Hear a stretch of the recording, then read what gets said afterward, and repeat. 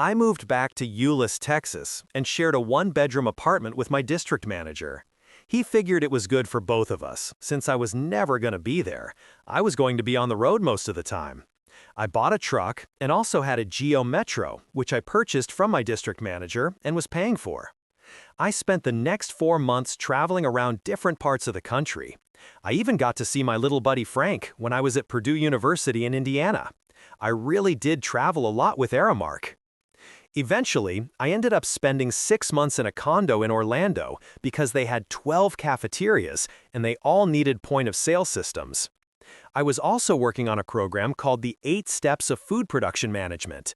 It's a pyramid wraparound concept, with the bottom level being planning, the most work, then purchasing, receiving, storage, and finally accountability.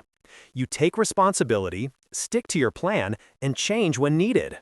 That's the general concept, but it was also a comprehensive inventory control program so the recipes could be used to forecast needs. You adjust the acceptability factors, the percentage of each food eaten, for each item you serve. Then look at the actual acceptability factors and adjust your numbers so you don't have leftovers. It was all done through database programming with a fairly easy graphic input interface. After a year of teaching people how to use this program and working with the programmers, I came for the interview because I knew the program on a practical level as good as anybody with food production management experience on a large scale. I worked under the same department as they did at corporate, when they were looking for someone to implement that program for the Olympic Games.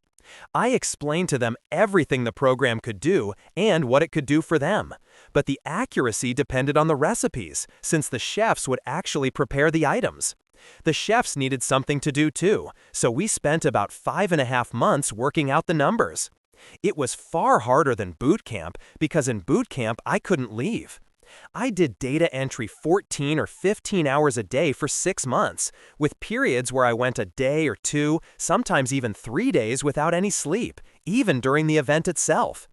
A month before the Olympic Games, I had to prepare a press release outlining how many gallons of milk, apples, and eggs we would need to feed 1.3 million meals over 3 weeks to the athletes.